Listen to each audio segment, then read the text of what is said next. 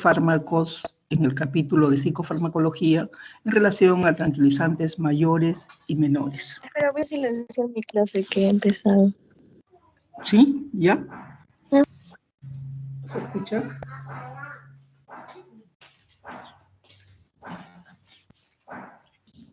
Sí, doctora, sí se escucha Ya. bien. Vamos a comentar en el desarrollo de la exposición, ¿no? El uso y abuso de los tranquilizantes mayores con sus representantes y de las tranquilizantes menores, haciendo especial énfasis en el mecanismo de acción, la farmacocinética, la vía de administración, las reacciones adversas e interacción con otros medicamentos. También como enfatizando que el consumo prolongado de estos productos, aún en dosis adecuadas, aún en dosis que pueden ser prescritas por los facultativos, pueden causar dependencia física, psíquica, tolerancia y síndrome de abstinencia, ¿no? Por lo que, como resumen, ¿no? Es importante hacer una mayor divulgación sobre sus efectos para mejorar la calidad de vida de los pacientes o de las personas quienes lo están ingiriendo. Esto ha sido una preocupación desde la Organización Mundial de la Salud, ¿no? Haciendo énfasis desde la universidad hasta los profesionales acerca del uso de fármacos apropiados a las necesidades clínicas, ¿no? En el caso de las emociones, el tratamiento de las emociones, ¿no? En el caso del tratamiento de la ansiedad o de la esquizofrenia, sería importante determinar cuál es la causa, ¿no? Dándole las dosis ajustadas a cada situación particular. No es que un fármaco diga una dosis de, por ejemplo, 3 miligramos por kilo de peso, y que esa a rajatabla se deba a utilizar, ¿no? Cada situación es particular. Si el paciente tiene un problema de insuficiencia renal, insuficiencia hepática o cualquier otro problema de albúminas o un problema de circulación, no va a ser la misma dosis. El tiempo, ¿no? Muchas veces el médico comienza iniciando una dosis así ajustada y en forma adecuada. Sin embargo, el paciente ya no consulta y lo toma de manera cotidiana, de manera propia de él, ¿no? Y a su entender, ¿no? También la Organización Mundial de la Salud vela porque esto tenga un mínimo costo posible, y eso no solamente en relación a los medicamentos de psicofármacos, sino a todos los medicamentos, ¿no? El uso inapropiado es un problema muy grave, no solamente para este capítulo, sino para todo lo que ustedes están recibiendo. El uso y la dependencia de estos fármacos es un grave problema de salud pública, dado que la incidencia de enfermedades mentales y emocionales va aumentando, ¿no? Y esto, el abuso impacta sobre la salud física, ¿no? Afecta su vida personal, su vida laboral y su vida social, ¿no?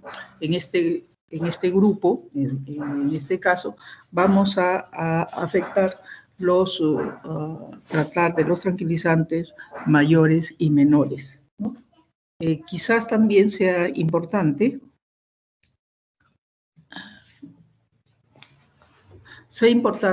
poder definir en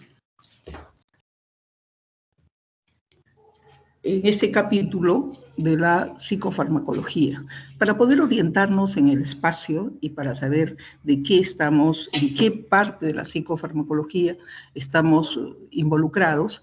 Vamos a tener que hacer un breve repaso de la psicofarmacología, ¿no? Son fármacos que ejercen su acción sobre los procesos mentales y modifican la actividad psíquica, modificando su conducta. Estos procesos mentales están en relación a los problemas de ansiedad, de depresión, problemas de psicosis, ¿no? Entonces, en la psicofarmacología se ha clasificado en drogas depresoras psíquicas o psicolépticos, en psicoanalépticos o psicotrópicos y psicodislépticos o perturbadoras psíquicas. Nosotros estamos en el grupo de psicolépticos, ¿no? Y vamos a hablar especialmente de los ansiolíticos, ¿no? O hipnóticos también en relación como tranquilizantes menores, y los neurolépticos tranquilizantes mayores. De aquí en adelante, cuando yo me refiera a los ansiolíticos, me estaré refiriendo a los tranquilizantes menores, y cuando me refiera a los neurolépticos, a los tranquilizantes mayores. Los otros capítulos, el número 2, los psicotrópicos, van a ser evaluados y van a ser tratados por otros profesionales que se van a ocupar de los estimulantes, la cocaína, marihuana, no, cocaína, y de los antidepresivos o timoanalépticos, que tiene una presentación especial, y tengo entendido también que va a ser evaluado y va a ser ampliado en los seminarios.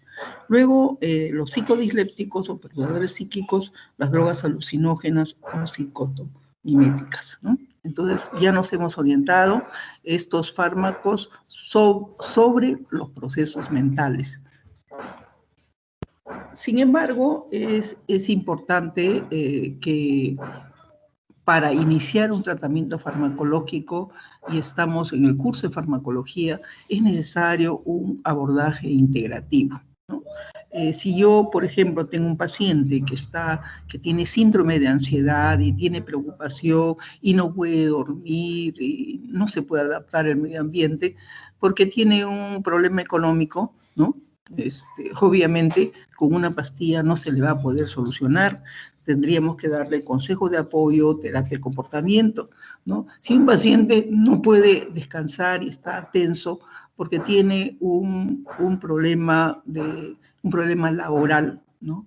O tiene un problema económico, o tiene cualquier otro tipo de problema, por ejemplo, un problema doloroso, ¿no? Tiene una lumbalgia severa, tiene un problema de cefalea intensa, y tiene un problema de dificultad para caminar, ¿no? Esto va a impedir que duerma, ¿no? Entonces, yo de nada, si el paciente no duerme por dolor, la idea es que yo no le dé, y está ansioso, la idea no es que le administre un fármaco hipnótico, un ansiolítico, ¿no? Tendría que solucionar su problema doloroso, su problema de contractura, su problema físico, para que él pudiera finalmente descansar, ¿no?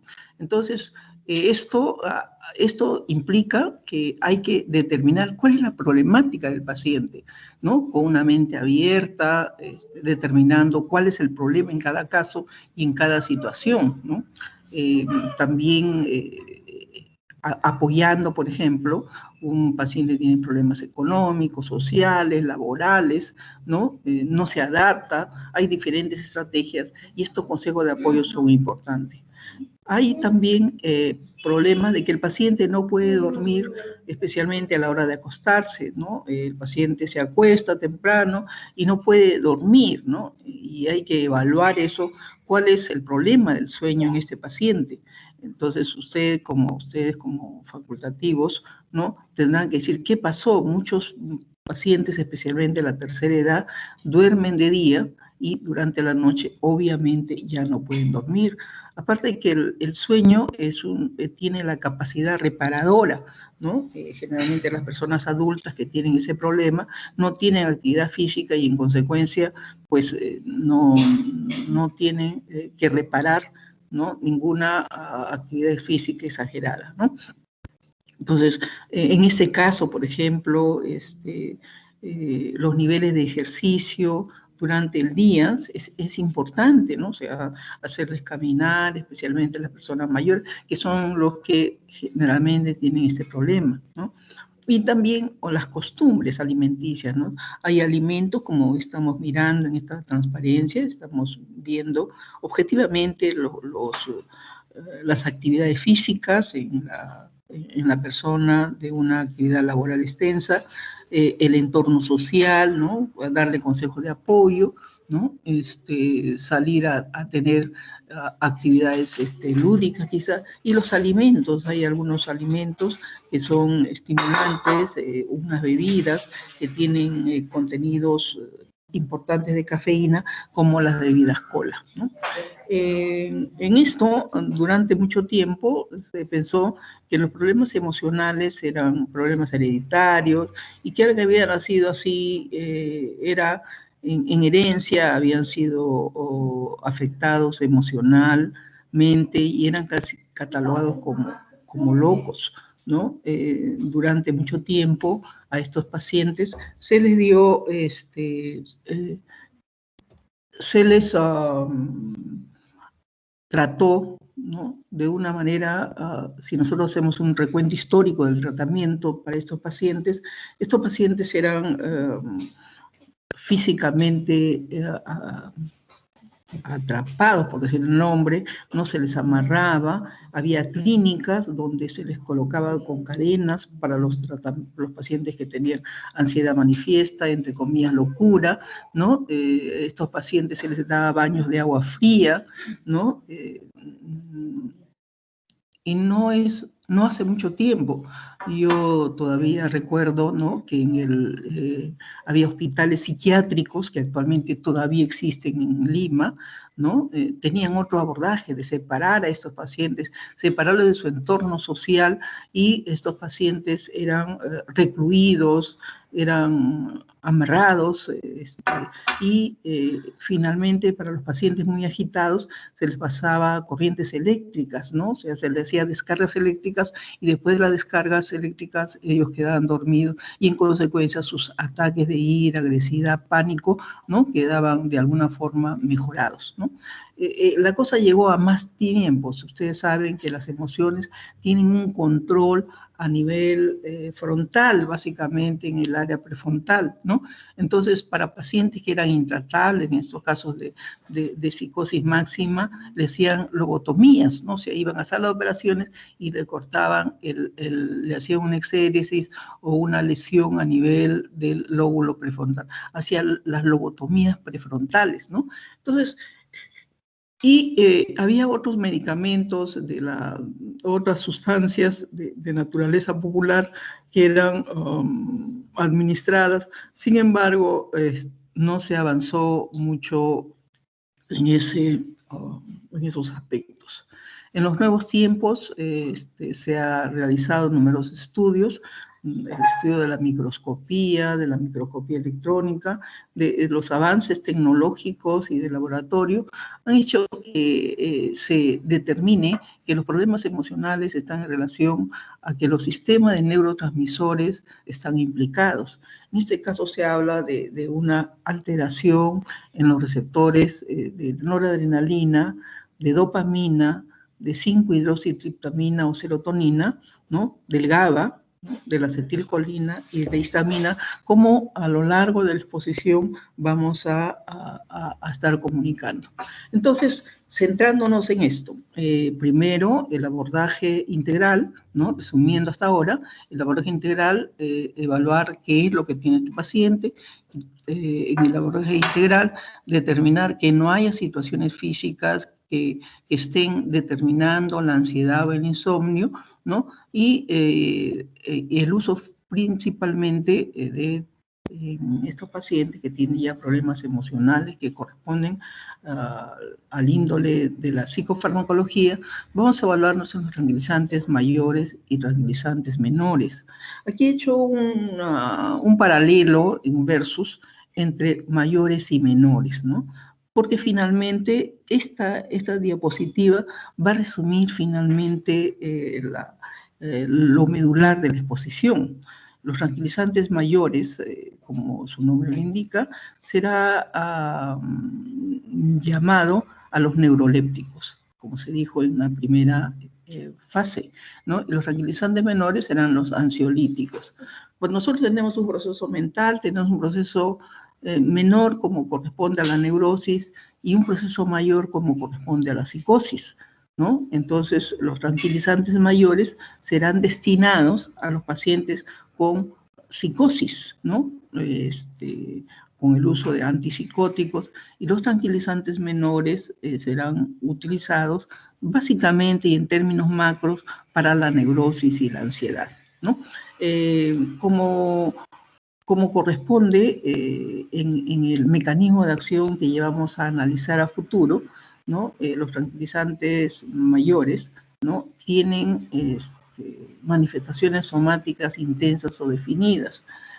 ¿Qué significa eso? Significa que en el mecanismo de acción, ¿no? Van a estar involucrados en su efecto farmacológico numerosos neurotransmisores, en el mecanismo de acción normal. Entonces, va a dar a estos pacientes efectos farmacológicos de la afectación de estos neurotransmisores. Por ejemplo, si se está afectando la vía nigroestriada, tendrán síndrome neurológico extrapiramidal o manifestaciones relacionadas con el sistema nervioso autónomo, ¿no? Entonces, eso no, como estas manifestaciones no van a ser producto de exceso de dosis, ¿no? Sino como parte de su mecanismo de acción, como más adelante vamos a estar reiterando. En cambio, los tranquilizantes menores no da, cuando yo tengo un paciente que recibe tranquilizantes mayores, ¿no? Yo puedo, de una primera vista, puedo saber que es un paciente psicótico y que está recibiendo neurolépticos por las manifestaciones somáticas definidas que presenta. ¿Cómo va a ser en el macro para ir entrando en el tema, ¿no? Generalmente tienen una cara con una palidez seria, untuosa, tienen movimientos tipo parkinsonianos, crisis oculogiras, ¿no? Mueven mucho los ojos, tienen temblor distal, síntomas coreicos, atetóxicos, una actividad osteomuscular definida, ¿no? Y manifestaciones de sequedad de boca, para siempre mojándose los labios, ¿no? Entonces, estos pacientes están recibiendo antipsicóticos, ¿no? Entonces, obviamente, no a dosis elevadas, sino a dosis normales por mecanismo de acción. Y en consecuencia no van a producir farmacodependencia. O sea, yo si veo un paciente de esa naturaleza, ¿no? Tendría que usar sustancias, si tiene manifestaciones del síndrome piramidal, antiparkinsonianos, paralelamente a la administración de estos neurolépticos, ¿no? En consecuencia, no van a producir farmacodependencia porque estos efectos van a ser productos, o sea, los efectos adversos por la afectación de neurotransmisores se van a producir solamente con la dosis y básicamente con las dosis normales, ¿no? En relación a los neurolépticos o mayores, ¿no? Vamos a hablar de las fenotiacinas, de las butirofenonas, las difenilbutilpiperidinas, las anisamidas, y hay otros fármacos que podrían ser de primera, de segunda y tercera generación, que a lo largo de la exposición vamos a estar hablando. En relación a los tranquilizantes menores, es las benzodiazepinas, los propanodioles, el bioprogramatos, ¿no? Son el famoso diazepam, corresponde a este grupo de las benzodiazepinas, ¿no? No tiene, alguien que toma diazepam no tiene manifestaciones somáticas, ¿no? O sea, usted puede estar tomando o ver a una persona con diazepam y no se da cuenta porque no tiene un signo externo definido que esté explicando que toma eso, ¿no? No da lugar a un síndrome neurológico, no tiene síndrome extrapiramidal, no tiene problemas histamínicos, problemas de los receptores dopaminérgicos, modo adrenérgico de ninguna forma. Entonces, no tiene reacciones extrapiramidales, por ejemplo, le ponemos en el paralelo, no da lugar a manifestaciones relacionadas con el sistema nervioso autónomo. Como este fármaco es administrado en dosis casi en automedicación y no hay una política que regule la administración y la automedicación del paciente, ¿no? Esto puede producir farmacodependencia como posteriormente vamos a referir, ¿no? Recuerden esta lámina, finalmente, es el resumen básico a grandes trazos de lo que vamos a estar hablando. Entonces, en la psicofarmacología vamos a tener dos patologías a los que vamos a tratar, ¿no? Pacientes con neurosis, pacientes que tienen ansiedad, miedo, depresión, insomnio, y tienen obviamente alteraciones en la alimentación. Algunos por ansiedad no comen mucho y otros comen bastante. Esto hay que tener muy en cuenta, ¿no? La ansiedad es como una manifestación, como parte de un proceso normal. O sea, todos nosotros como estudiantes, profesionales, tenemos momentos en que algo nos preocupa o tenemos problemas de expectativas frustradas, de expectativas realizadas, ¿no? A veces las preocupaciones económicas o preocupaciones sociales nos dan un poco de ansiedad, ¿no? Eso está dentro del límite normal. El problema para catalogar a una ansiedad como patológica es la persistencia de ello, o sea, todo me preocupa, ¿no? Si sube el dólar, yo estoy preocupada. Si baja el dólar, me preocupo. Si alguien me miró, que hoy tengo que hacer una presentación, que mañana, ¿qué voy a hacer? O sea, esto son preocupaciones que están dentro de un desarrollo de una vida normal. Sin embargo, se determina su situación patológica cuando esto se hace mañana, tarde y noche, ¿no? Los trastornos obsesivos compulsivos, las fobias, ¿no? Esto es importante. Hay personas que tienen miedo a todo, ¿no? O sea, es normal tener miedo, es normal tener temor, y es normal también poder tener reacciones ante situaciones adversas, ¿no? O sea, no es que lo normal sea acallar las expectativas, acallar las reacciones, o sea, las reacciones que tienen que ser dadas dentro de un parámetro normal, ¿no? No como una cuestión, o sea, yo siempre ando peleando, tampoco es así, ¿no? Y en el trastorno mayor es la esquizofrenia o la psicosis, ¿no? Aquí vamos a determinar dos áreas fundamentales: los síntomas positivos y los síntomas negativos. ¿Por qué hacemos esta discriminación? Porque hay fármacos que van a ser efectivos en los síntomas positivos y otros en los síntomas negativos. ¿Cuáles son los síntomas positivos de un problema de psicosis, ¿no? Desorden en el pensamiento, ¿no? Ideas delusivas, un comportamiento bizarro, ¿no? En este desorden, por ejemplo, hay personas que sienten que le están llamando, ¿no? Y que escuchan voces, ¿no? Que le dicen qué deben hacer. Incluso en los estados mayores, ellos pueden escuchar, dicen ellos, ¿no? Un diálogo entre personas, ¿no? Ideas delusivas, pueden pensar de que todo el mundo lo odia, que todo el mundo lo quiere atacar, que lo quieren matar, ¿no? Y un comportamiento desordenado. O sea, esos son los positivos casi de mayor sorpresa, ¿no? Para todos, un comportamiento no adecuado, ¿no? Esas reacciones de un momento a otro, estos son los síntomas positivos. Y los síntomas negativos ya son el aplanamiento, ¿no? O sea, personas que se retiran, no quieren hablar con nadie, no quieren que nadie les converse, ¿no? Tienen un aplanamiento afectivo, no quieren hablar con nadie y tienen pobre capacidad de palabra, ¿no? Aquí dice, no, yo soy callado, ¿no? Bueno, ser callado es parte del desarrollo normal, pero si todo el tiempo no hablas, todo el tiempo estás en un solo lado y pues no quieres a nadie, pues eso tiene que ser valorado especialmente por el especialista, ¿no? Entonces, ahí en el tratamiento, los neurolépticos serían importantes de poder hacer. Y como habíamos manifestado, la ansiedad es una emoción humana universal, ¿no? pero también puede ser componente de una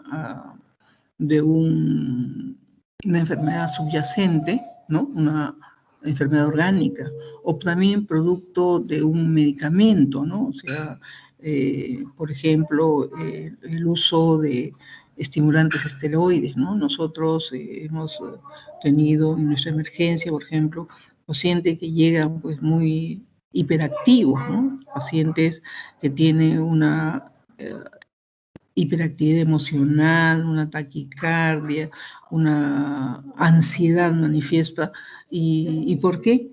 Dentro de la historia clínica se tiene que preguntar, ¿no? Si está tomando corticoides, de repente es una paciente asmática que toma cantidad y se automedica con esteroides y el problema no está en darle benzodiazepinas, el problema está en disminuir la dosis y darle una terapia alternativa a su asma, ¿no? U otros pacientes toman antidepresivos, agonistas beta-adrenérgicos, ¿no? Que pueden interrumpir el sueño.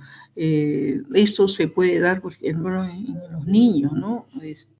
O en las personas adultas, ¿no? Que están tomando un jarabe que tiene fenilefrina, por ejemplo, y esto puede dar trastornos estimulantes importantes, ¿no? Entonces interrumpen el sueño. Entonces, en este análisis, ¿no? Es importante y esta investigación en los antecedentes del paciente es necesario poderla realizar, ¿no? Y hablamos de problemas económicos, ¿no? Los cambios de turno, los intercontinentales, los cambios de turno que alteran el ritmo. Nosotros, a futuro, ustedes, los médicos hacen guardia, ¿no? O sea, en la noche están toda la noche despiertos, de día duermen, de noche no pueden dormir, y eso en diferentes problemas laborales, ¿no? Por razones económicas, algunos trabajan todos solamente de noche, ¿no? Y evidentemente se altera el ritmo circadiano y estas personas se acostumbran a tomar una pastilla para poder mejorar este trastorno del ritmo, ¿no? Entonces, bueno, los trastornos del sueño es bastante alto como frecuencia, como está manifestado acá, es un 40%, ¿no? Especialmente en mujeres y en relación con la edad mayor, ¿no? Como ya hemos manifestado, ¿no? La benzodiazepina, el diazepam y toda la clasificación, el lorazepam, el oxazepam, el temazepam, ¿no? Y hay una variedad inmensa de medicamentos. Nosotros vamos a hacer una clasificación de los grupos mayores.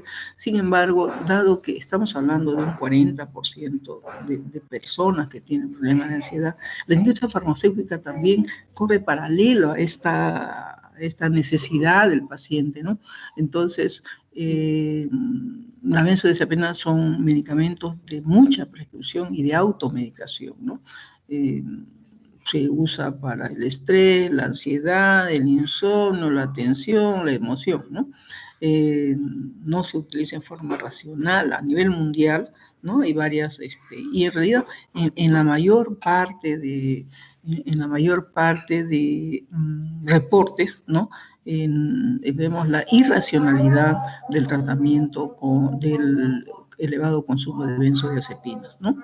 Un alto riesgo de abuso, dependencia física, dependencia psíquica, ¿no? Y todos tienen un potencial de ser dependientes, ¿no?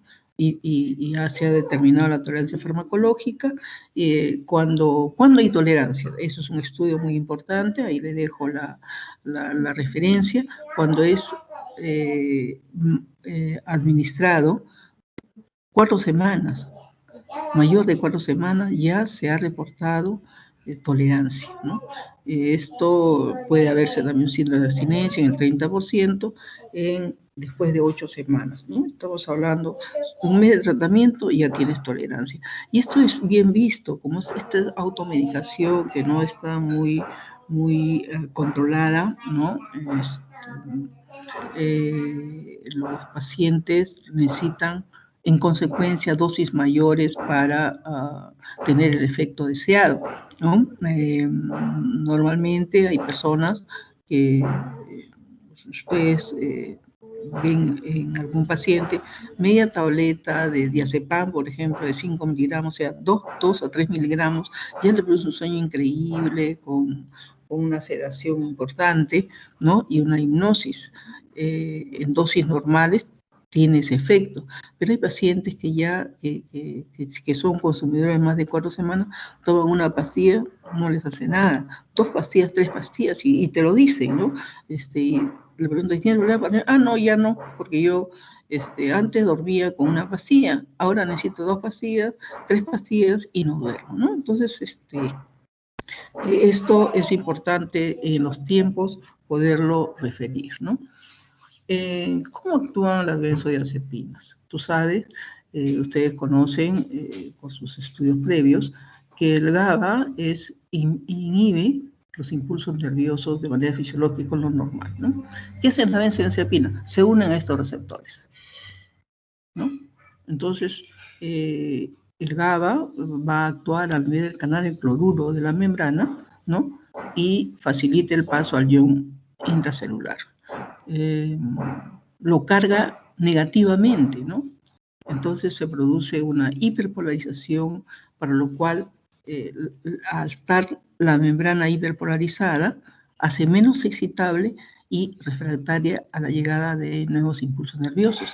Y es por este mecanismo de acción en que los nuevos impulsos de ansiedad, los nuevos impulsos de hiperactividad, no se van a poder realizar, ¿no?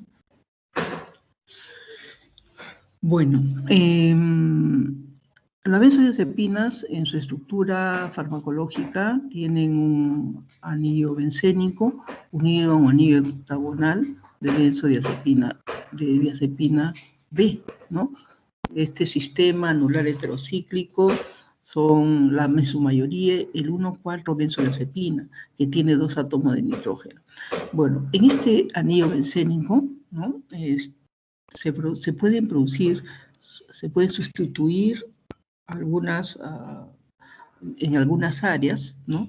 Para mejorar su potencia farmacológica y las propiedades farmacocinéticas, ¿no?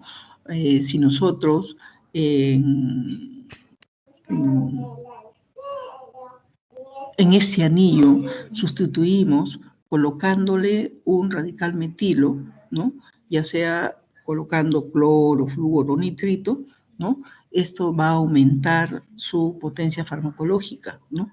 De tal forma que esta benzodiazepina se convertiría en clordiazepina o fluordiazepina o nitrodiazepina, ¿no? Entonces, esto es importante. ¿Por qué? Porque si nosotros decimos, ¿no?, que el fluoronitrito aumenta su potencia farmacológica, y esta potencia introduciendo este radical metilo, ¿no?, el nitrazepam como fármaco, como grupo, que lo vamos a ver más adelante, tendría mayor efecto farmacológico. Si nosotros agregamos el flurazepam también aumentaría en relación a la benzodiazepina sobre el sistema anular heterocíclico. Y si nosotros aumentamos el flúor y el nitro, el efecto farmacológico será mucho mayor, ¿no? Entonces tendremos un producto, sería flunitrazepam, ¿no? O sea, de mayor potencia farmacológica de necesitarlo, ¿no? Entonces, los efectos farmacológicos usados para tratar la neurosis, ¿no?, en tratamiento de la ansiedad generalizada y en el manejo del síndrome de abstinencia al alcohol, esto es importante. Y nosotros vamos a tener un problema en esto del alcohol, ¿no? El alcohol a veces produce tanto el exceso de dosis como la disminución de la concentración de alcohol, ¿no?, produce alteraciones de comportamiento, de agresividad. Pacientes que tienen este problema comienzan a romper todo, agresivos. Nosotros hemos tenido un Por ejemplo, un paciente que llegó a la emergencia con ese estado, ¿no? Rompiendo todo, con la familia en la casa, había destruido todos los muebles, es decir, una crisis teóricamente alcohólica, ¿no? Mayor, ¿no? Entonces va a la emergencia, en la emergencia lo cogen entre todos, lo fijan y le colocan diazepam, ¿no? Benzodiazepina, y el paciente inmediatamente hizo paro respiratorio. Paro respiratorio, ¿sí? ¿Sí? ¿Aló? Hizo paro respiratorio, ¿no? ¿Por qué razón? Porque la benzodiazepina tiene un efecto como relajante muscular, ¿no? Este paciente que fue para él dosis altas endovenosos, ¿no? Hizo letargia y coma, ¿no? Entonces felizmente estaba en la emergencia y pudo ser intubado y pudo tener respiración asistida, ¿no? Como habíamos manifestado, los ansiolíticos, ¿no? Hipnóticos y sedantes como efecto de benzodiazepina pueden clasificarse en de acción larga con un efecto farmacológico de 2 a 100 horas, ¿no?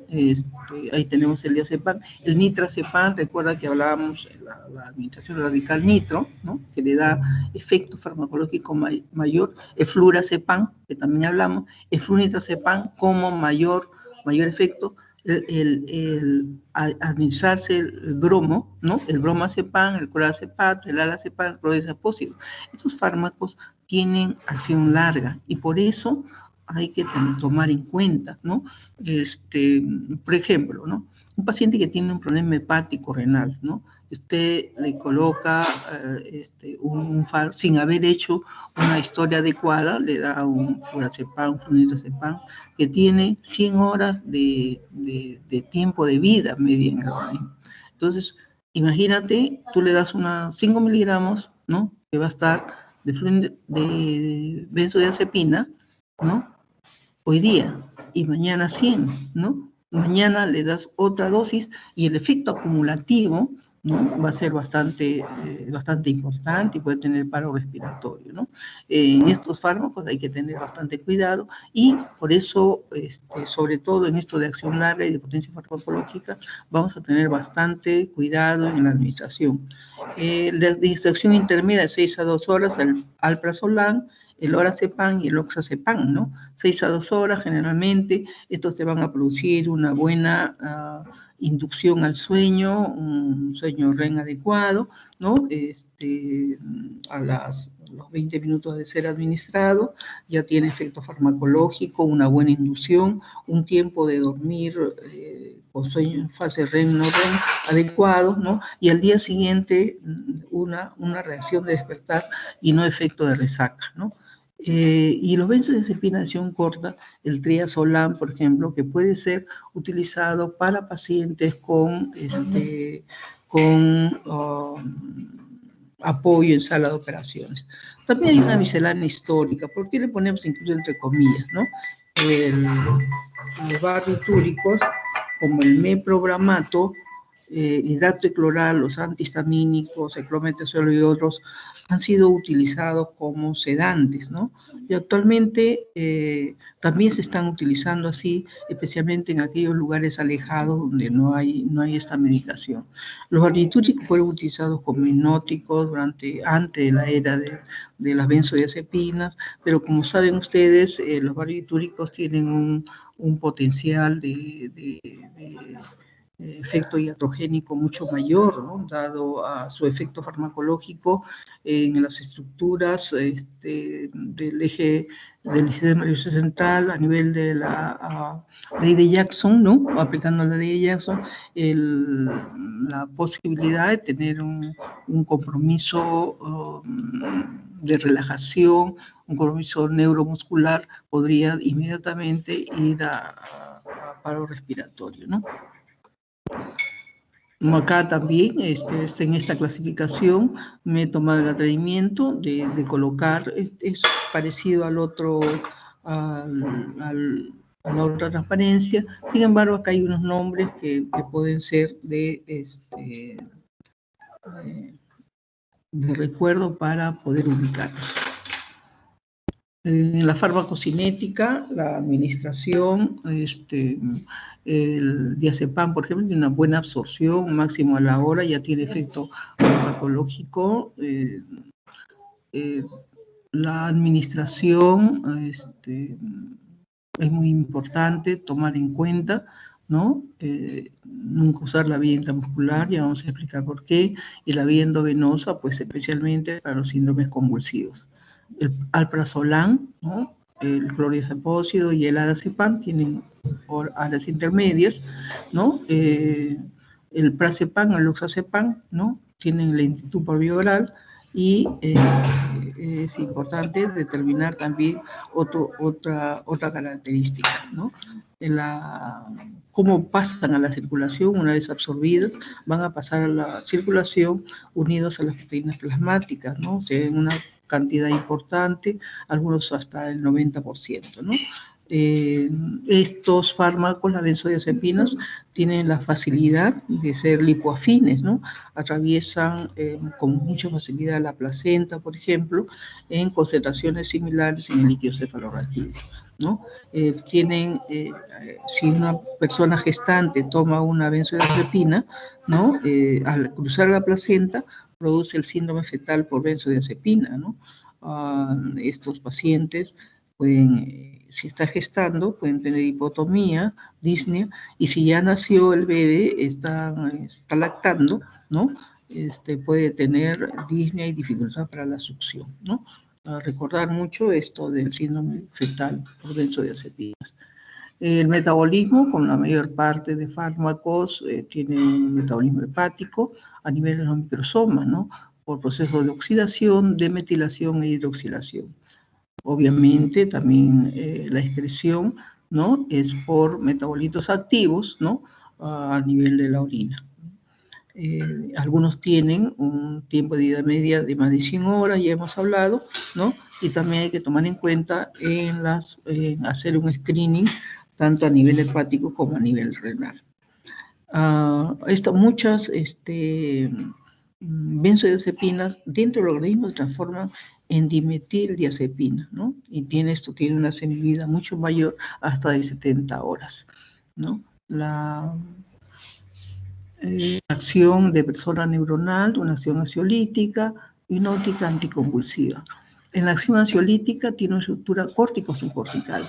Por eso aquí está subrayado la palabra córtico-subcortical, porque van a tener una acción depresora. Quiere decir que si yo administro benzodiazepina a un paciente por ansiedad, este paciente puede tener problemas para la encefalización, para las actividades corticales, como son la memoria, el conocimiento, el recuerdo, ¿no? Y estos pueden afectarse incluso su lucidez, ¿no? Es importante también, debido a su efecto córtico-subcortical, ¿no? Tener en cuenta cuando usamos otras sustancias depresoras que pueden sinergizar el efecto de neurodepresión al paciente. La acción hipnótica ya se ha considerado, la acción anticonvulsiva. El mejor anticonvulsivante corresponde a las benzodiazepinas, ¿no? Antes, en las prácticas, nosotros hacíamos en animales de experimentación, ratones, y le colocamos a un grupo barbitúricos, a otros anticonvulsivantes no benzodiazepínicos y benzodiazepínicos, ¿no? Y se veía pues el efecto farmacológico importante a nivel del uso de benzodiazepinas, porque las convulsiones eran controladas con facilidad. ¿Cómo sucede en los pacientes con síndrome convulsivo, ¿no? Siempre tomando en cuenta su efecto relajante muscular, ¿no? En el sistema nervioso periférico, la vasodilatación coronaria y bloqueo neuromuscular. La relajación produce una relajación muscular. Nosotros debemos tomar en cuenta el efecto de la benzodiazepina en la relajación muscular. Tienen su efecto a nivel de músculo estriado, ¿no? No solamente tiene un efecto córtico-subcortical, sino también a nivel periférico, ¿no? Y esto es importante para utilizar estos pacientes como relajante muscular en aquellos pacientes que están contracturados, que tienen espasmos, ¿no? Estos pacientes pueden ser mejorados con las benzodiazepinas, ¿no? En UCI, en la unidad de cuidados intensivos, y ahora que estamos intubando muchos pacientes en relación a esta época de pacientes que requieren ventilación mecánica, ¿no?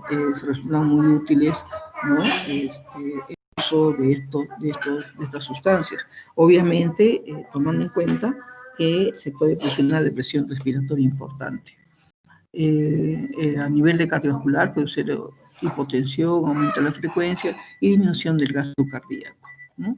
En el respiratorio ya puede haber depresión del centro respiratorio, acidosis y ventilación, ¿no?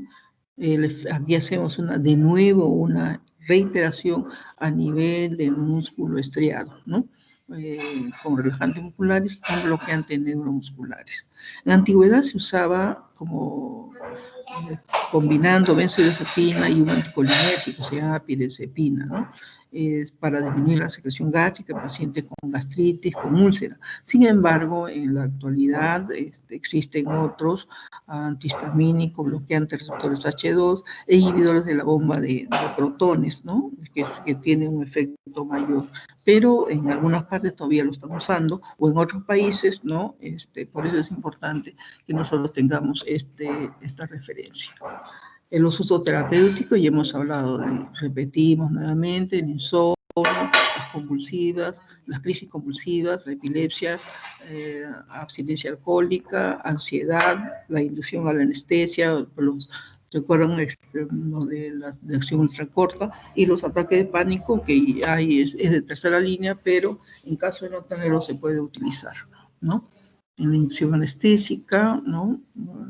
En la premedicación, o sea, en la inducción en la noche anterior un paciente recibe benzodiazepina, ¿no? Va a estar menos ansioso, ¿no? Y durante la anestesia, ¿no? También se utiliza para aumentar el tiempo del efecto anestésico.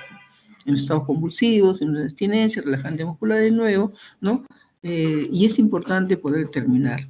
Es tanto el uso de estos fármacos, tanto a nivel terapéutico o no terapéutico, de automedicación del paciente, que estos pacientes pueden tener sobredosis de benzodiazepinas, ¿no?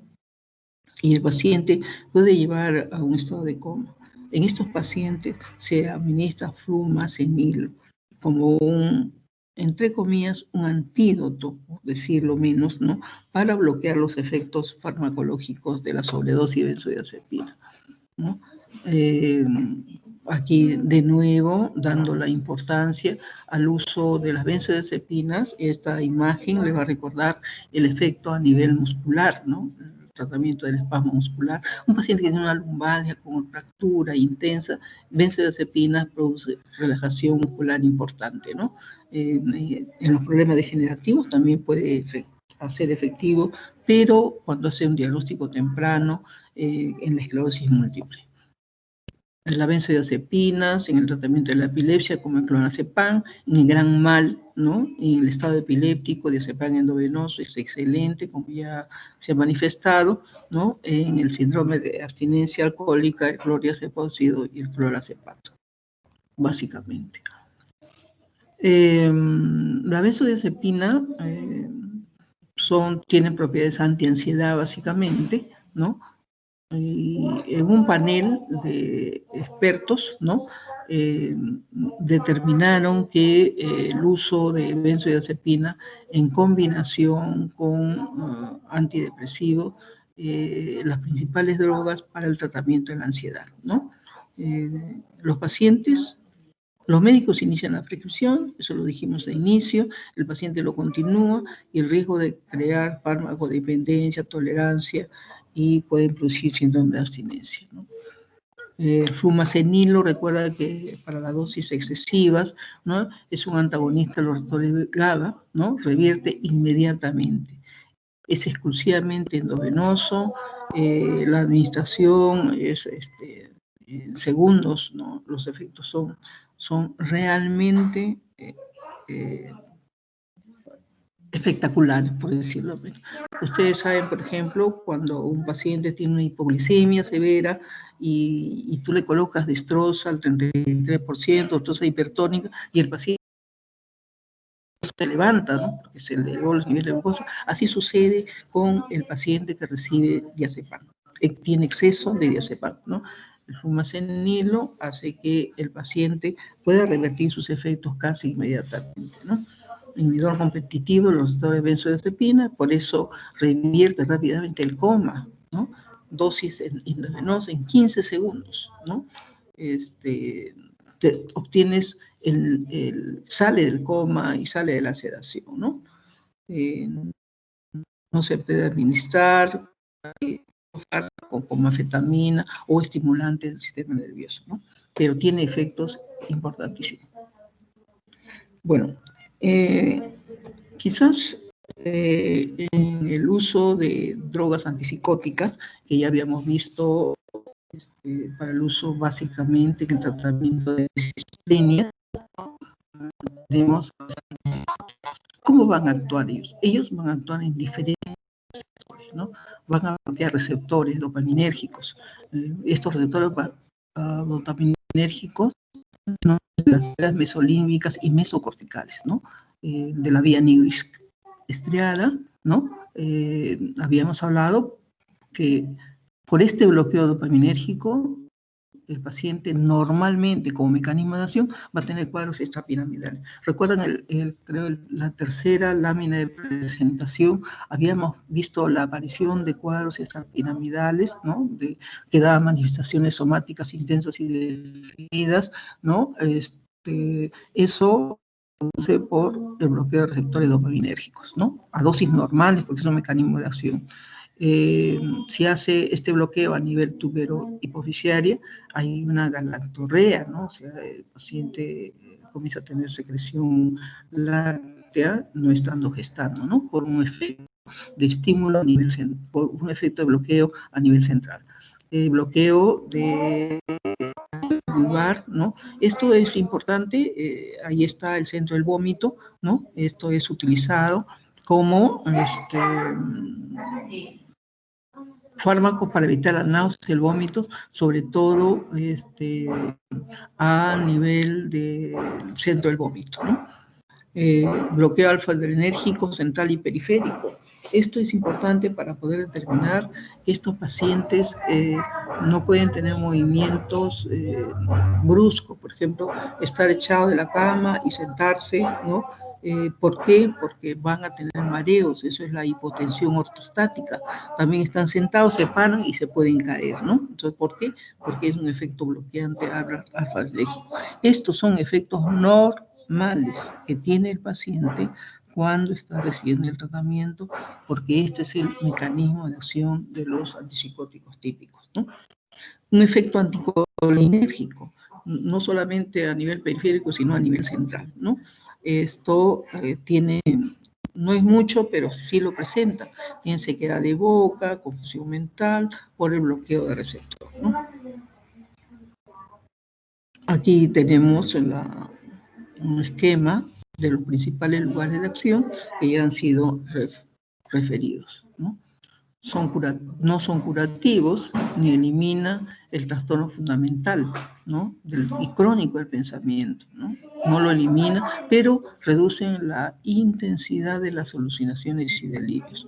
Hay una clasificación de primera, segunda y tercera generación, ¿no? En cuanto a mecanismo de acción, no hay mayor avance al respecto. Incluso aquí hay un estudio en el Perú respecto a si hay diferencia entre primera, segunda y tercera generación, ¿no?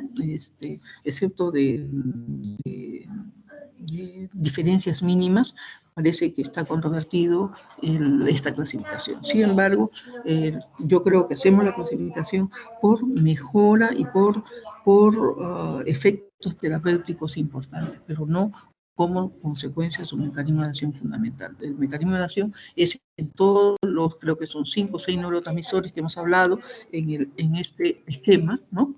Todos van a tener este efecto farmacológico, ¿no? son eficaces. ¿Qué es lo que hacen en la esquizofrenia? Los maníacos, esos síntomas de grandiosidad, paranoia, las alucinaciones o delirios, sí son eficaces en estados psicóticos, de estos estados psicóticos. Bueno, los tranquilizantes mayores, los iniciales, nosotros estamos en un curso de farmacología, y en el estado experimental se colocaba un monorhesus en un cilindro giratorio. Normalmente tú colocas a un animal en un cilindro, un ratón en un cilindro, y no se cae, ¿no? Porque hay una estabilidad somatomuscular importante. Sin embargo, cuando a nivel experimental se le da a los animales, esto se cae en el cilindro giratorio, ¿no? Hay pérdida de interés por el ambiente, ¿no? Estereotipias. Tú le colocas al animal en una posición grotesca y el animal se queda ahí. El paciente, el animal de experimentación tiene pasividad, convulsiones, que en todo caso son los efectos que finalmente se van a producir cuando se es administrado, ¿no?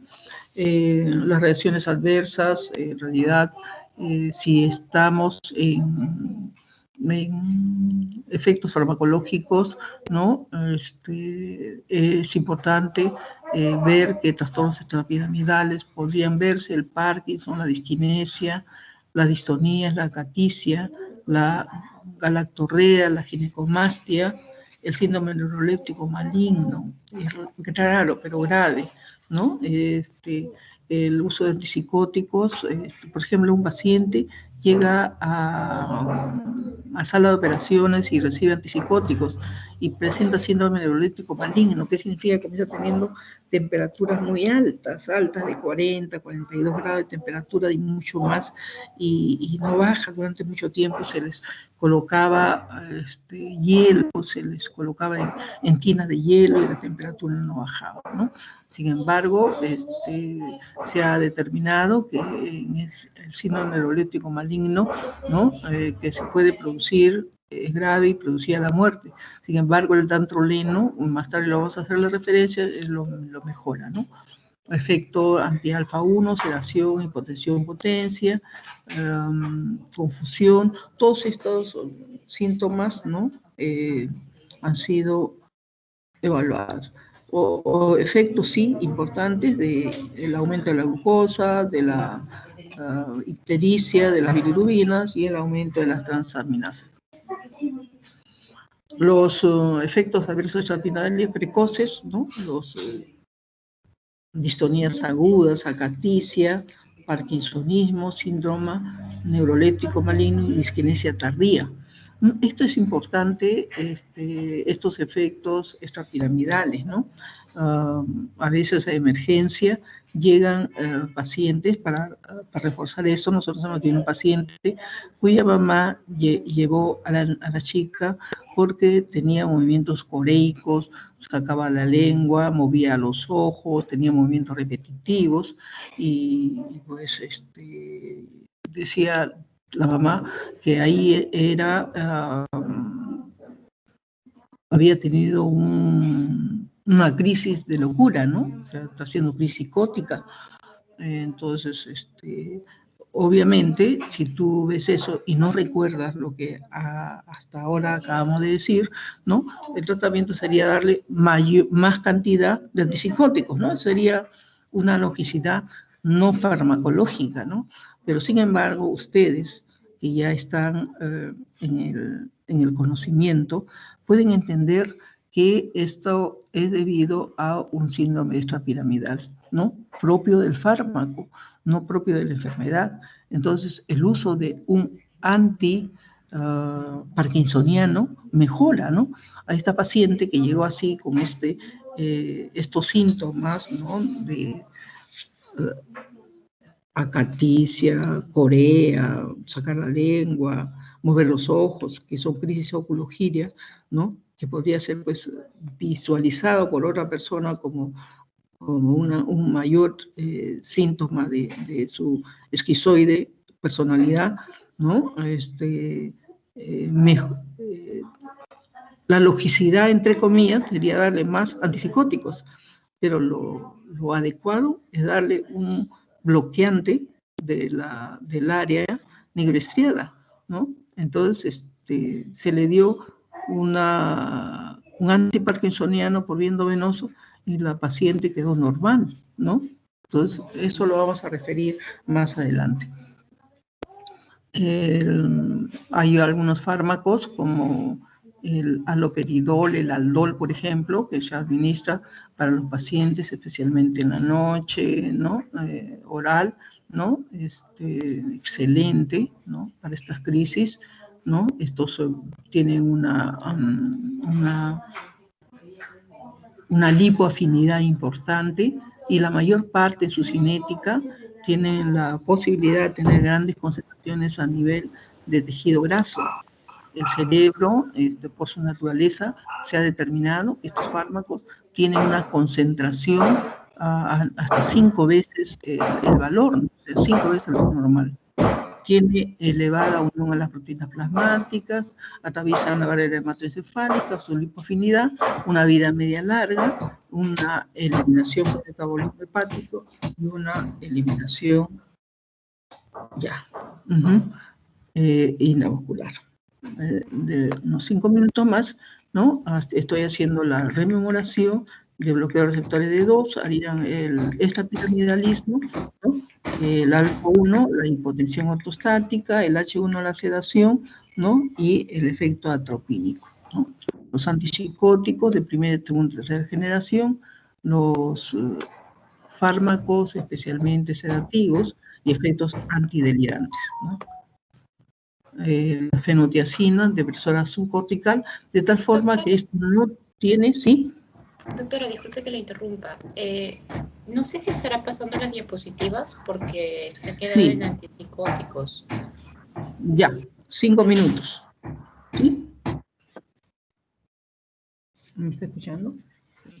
Sí, se le escucha. Lo que le comentaba era eso nada más, que solo se veía en la diapositiva de antipsicóticos. No sé si estaba mostrando otras láminas. Ya. Ok. Gracias, doctora. Sí.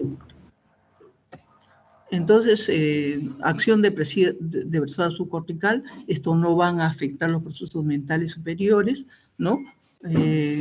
Inactiva la neurotransmisión de la dopamina, bloquea el resto de dopaminérgicos, ¿no? Serotoninérgico y alfa-adrenérgico, estoy repitiendo y haciendo mayor énfasis en el lugar de acción, ¿no?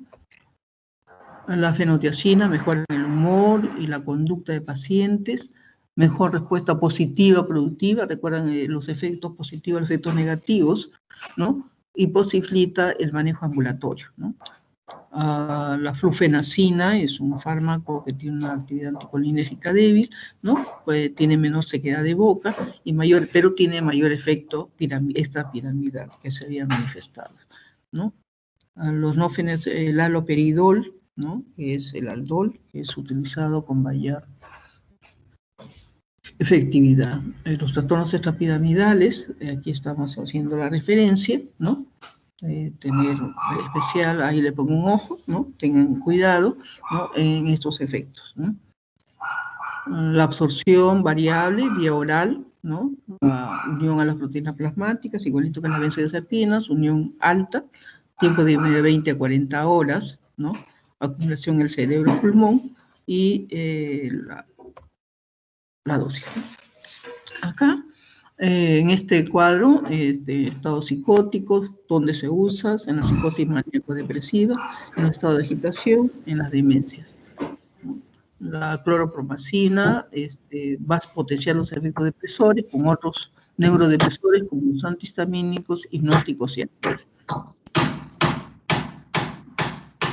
La butirofenona tienen una acción semejante, ¿no? Y aumentan la acción de los anestésicos generales. Eso se llama la neuroleptoanalgesia. Cuando nosotros queremos ir a hacer las operaciones, en una operación corta, los cirujanos te preguntan si va a ser corta o larga la operación.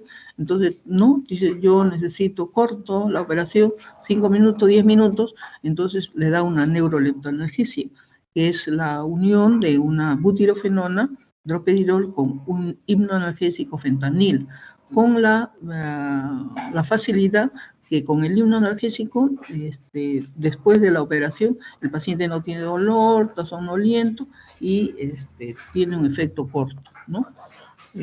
Aumenta el efecto de los anestésicos generales, como estamos viendo, ¿no? Aumenta el sueño no REM, ¿no? Puede tener acción de hipotensión, depresión del centro cardiorrespiratorio y un efecto antihistamínico. Estamos reforzando lo anterior.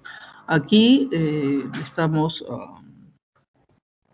reforzando, ¿no? Para